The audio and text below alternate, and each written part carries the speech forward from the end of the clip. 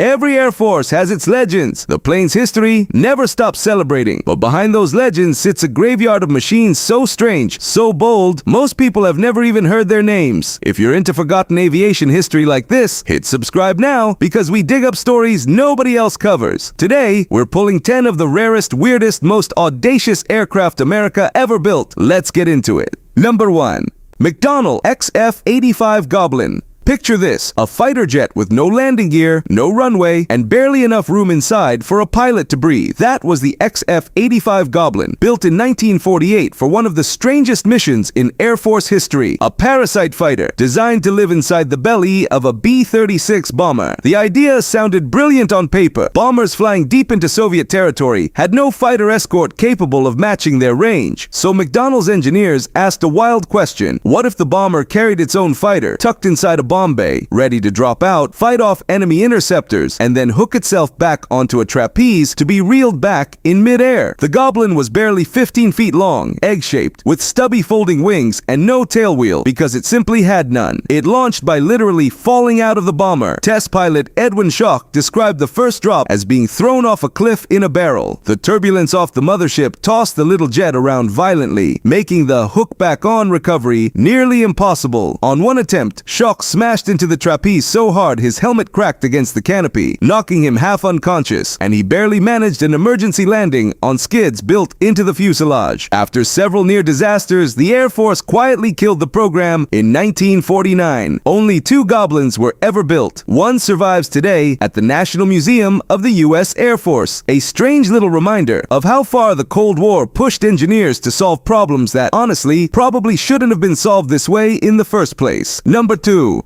Northrop Tacit Blue. Long before the B-2 Spirit made stealth bomber a household term, there was a boxy, ugly little aircraft nicknamed the Whale, and it may be the most important plane you've never heard of. Built in total secrecy in the late 1970s under a DARPA program, Tacit Blue wasn't designed to be fast or graceful. It was designed to answer one question: could an aircraft with curved surfaces still be stealthy, or did stealth require sharp, faceted angles like the F-117 Nighthawk? The answer changed the future of American aircraft design.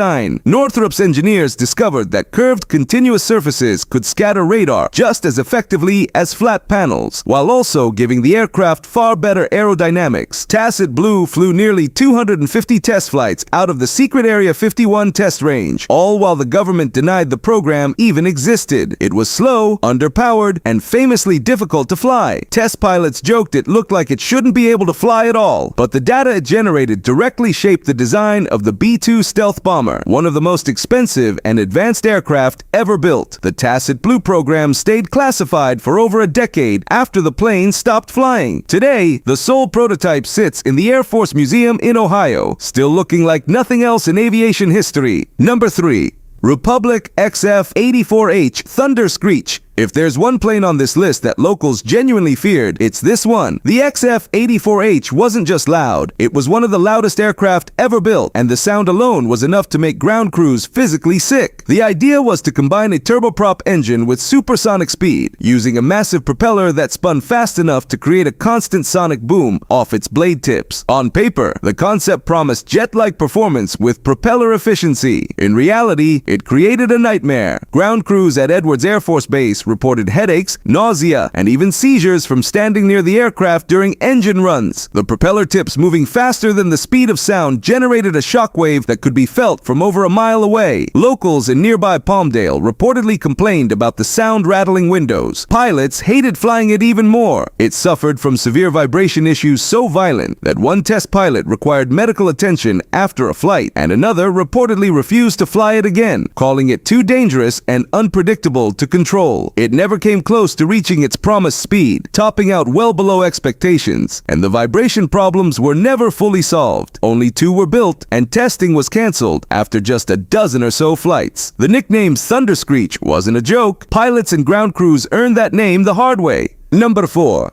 Ryan X-13 Vertijet. Long before the F-35's vertical landing became a headline feature, there was the X-13 Vertijet, a delta-wing jet designed to take off and land completely vertically, hanging from its own tail like something out of science fiction. Built in the mid-1950s, the goal was simple but incredibly ambitious. Prove that a jet aircraft could operate without a runway at all, launching straight up off a specially built trailer and landing by literally backing itself down onto a hook suspended from that same trailer. The pilot had to fly the aircraft into a near vertical position, judging his approach entirely by looking over his shoulder through a small mirror, lining up a tiny hook on the aircraft's nose with a cable strung between two poles. Miss it, and there was no runway to fall back on. Just a very expensive, very public failure. Remarkably, test pilot Lou Everett pulled it off. On April 11, 1957, the X-13 became the first jet aircraft in history to take off vertically, transition to forward flight, and land vertically again, all without wheels ever touching pavement. The Pentagon even had it demonstrated in front of the Pentagon building itself, and later flown for President Eisenhower. Despite the historic achievement, the concept never went further. The military decided the operational usefulness didn't justify the complexity, and the program quietly ended. Today, one surviving X-13 hangs on display, permanently frozen in that same vertical pose that made it famous for one brief strange moment in aviation history.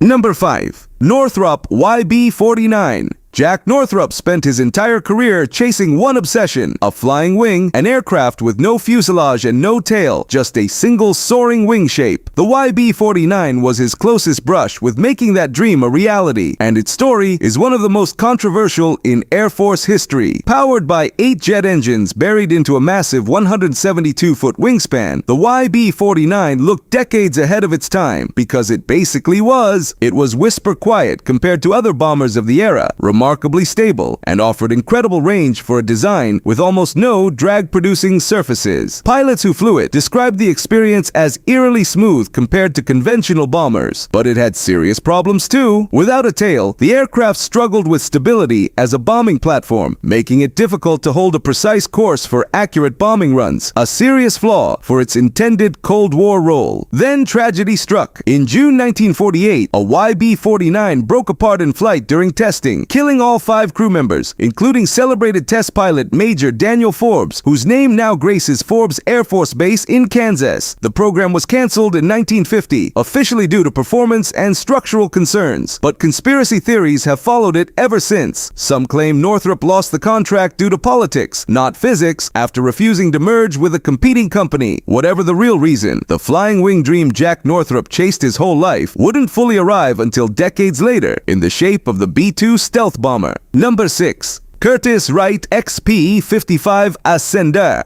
By the early 1940s, American fighter design was still following the same formula: propeller in the front, tail in the back, pilot somewhere in between. Curtiss-Wright decided to throw that formula out entirely with the XP-55 Ascender, a fighter that looked like it was flying backwards because, in a way, it was. The Ascender used a pusher propeller mounted at the rear of the fuselage, swept back wings, and small canard fins up front instead of a traditional tail. The whole point was speed and firepower. Curtiss-Wright believed a tailless canard design could cut drag dramatically and give American pilots an edge against German and Japanese fighters climbing to meet Allied bombers. It looked radical, almost alien next to the P-51 Mustangs and P-47 Thunderbolts rolling off assembly lines at the same time, and it drew genuine curiosity from military officials who were desperate for any technological edge. But the design had one enormous, potentially fatal flaw baked directly into its layout: stall behavior. Conventional aircraft, when they stall, tend to nose down, giving a pilot a fighting chance to recover altitude and airspeed. The Ascender did the opposite. Because of its rear-mounted engine and canard configuration, a stall could send the nose pitching upward instead of down, and in the worst cases, the aircraft could enter a flat spin that was almost impossible to pull out of, no matter what the pilot tried. That flaw turned deadly on November 15, 1943, when test pilot John Harvey Croft took an Ascender up for a routine stall stall test at Wright Field. The aircraft entered exactly the kind of unrecoverable spin engineers had feared for months, and Croft was killed when he was unable to bail out in time. It was a devastating blow to the program and a stark reminder of how dangerous experimental test flying truly was in that era, when pilots were often the only real way to discover a fatal design flaw. Even after the tragedy, Curtiss-Wright pushed forward with modifications, adding recovery parachutes to the tail section and adjusting the canard surfaces to try to correct the pitch-up tendency. Test pilots who flew the revised versions still described the handling as unpredictable at low speeds, and confidence in the design never fully recovered. By the time the issues were partially addressed, piston engine fighter design was already becoming obsolete anyway. The jet age was arriving fast, and traditional prop fighters, no matter how radical their layout, were quickly losing their place in the Air Force's future plans. Only a small handful of Ascenders were ever built, and just 3 survive in museums today, a strange, uneasy footnote from the final generation of American piston fighters. Number 7.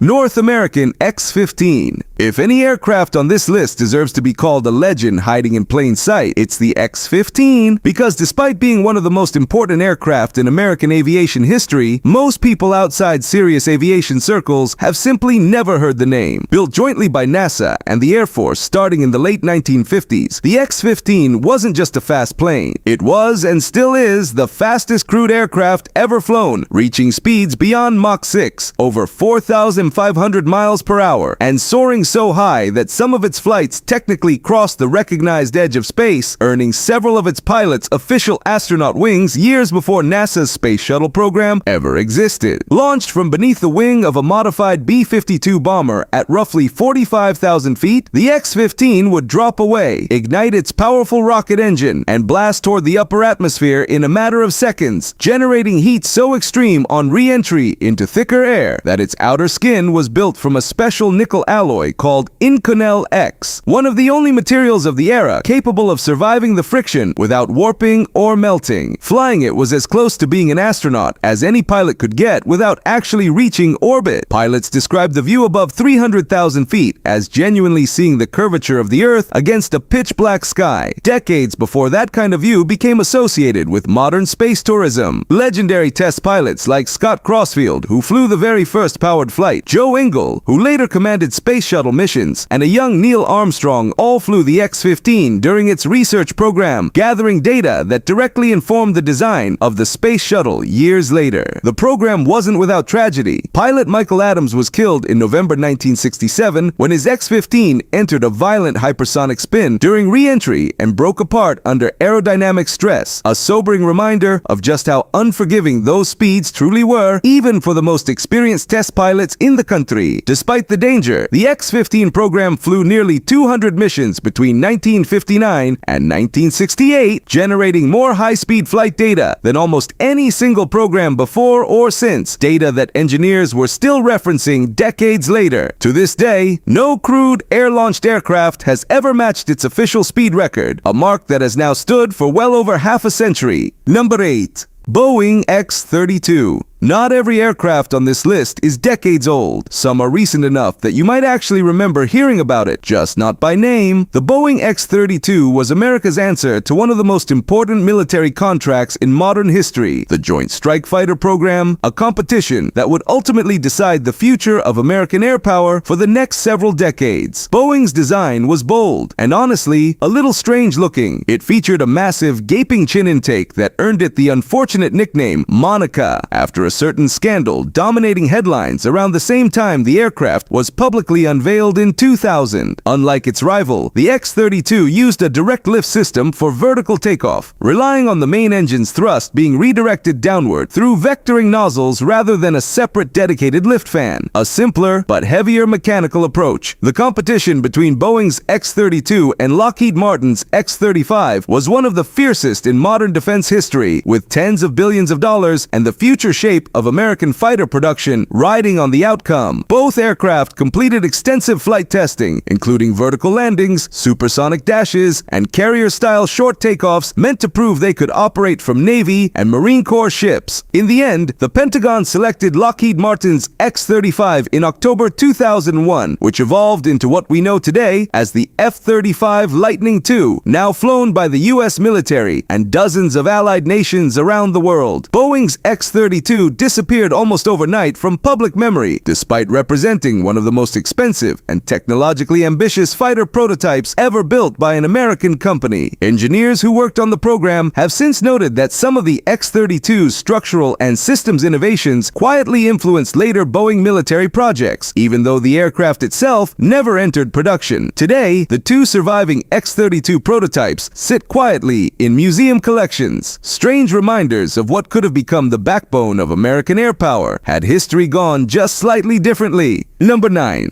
Bell X-1. Some aircraft on this list are obscure because they failed. The X-1 is obscure for the opposite reason. Its achievement was so massive that the aircraft itself often gets overshadowed entirely by the legend of the man who flew it. On October 14, 1947, Air Force test pilot Chuck Yeager climbed into the bright orange bullet-shaped X-1, nicknamed Glamorous Glennis after his wife, and became the first human being in recorded history to fly faster than the speed of sound. What most people don't realize is just how close that flight came to never happening at all. 2 days earlier, Yeager broke 2 ribs falling off a horse near Muroc Army Airfield, an injury he deliberately hid from his superiors. Terrified they'd pull him from the mission he'd trained for, he couldn't even close the aircraft's hatch with his injured arm on flight day, so a fellow pilot quietly rigged a sawed-off broomstick handle so Yeager could seal himself inside the cockpit using only his good arm. The X-1 was designed almost like a bullet with wings, based directly on the shape of a 50 caliber machine gun round, because engineers knew from ballistics testing that shape could survive supersonic speeds without tumbling wildly out of control. It was air-launched from the belly of a modified B-29 bomber, just like the X-15 would be years later, dropping away before igniting its 4-chamber rocket engine and pushing through Mach 1 at over 45,000 feet above the California desert. Breaking the sound barrier wasn't just a speed record, it proved that supersonic flight was survivable at all, ending years of genuine fear among engineers and pilots who believed the so-called sound barrier might be a literal, unbreakable wall of turbulence that would tear any aircraft apart before it ever got through. Some aviators had died in earlier attempts, feeding the myth. Yeager's flight and his famously casual radio report afterward opened the door to virtually every supersonic aircraft that followed, from military fighter jets to the Concorde. The original X-1 now hangs in the Smithsonian's National Air and Space Museum, right alongside the Wright Flyer and Apollo 11's command module, a fitting place of honor for the small orange aircraft that broke a barrier many believed could never be broken.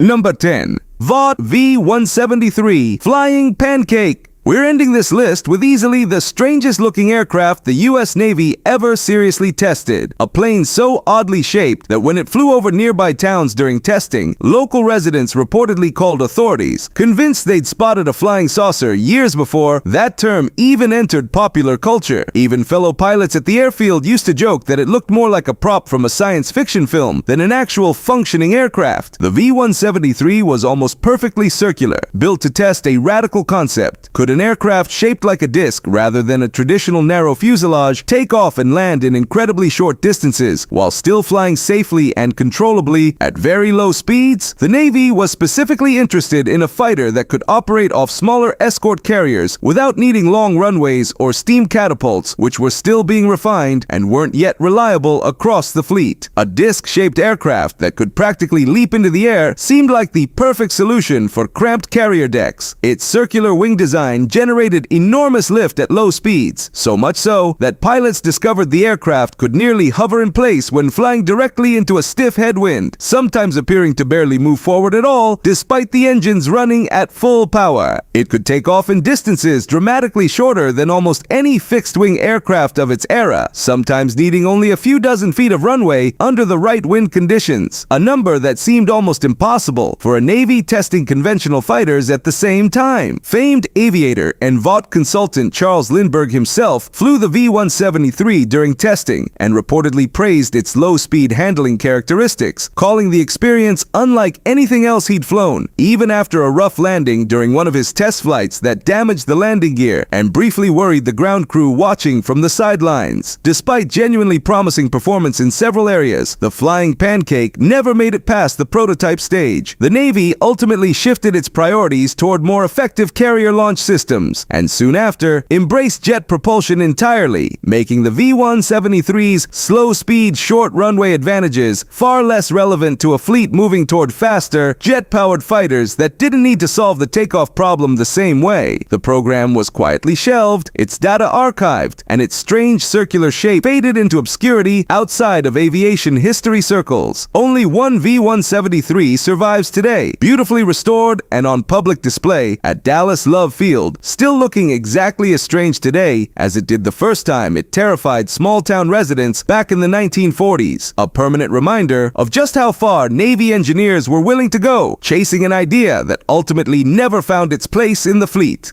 10 aircraft, 10 stories most people will never come across in a textbook. From vertical landing jets to planes that could genuinely be mistaken for UFOs, American aviation history is packed with machines that pushed every boundary imaginable, and in some cases, paid a heavy price for it. If you enjoyed this deep dive into forgotten aviation, subscribe for more stories like this every week. There's plenty more hiding in the archives, waiting to be dug up.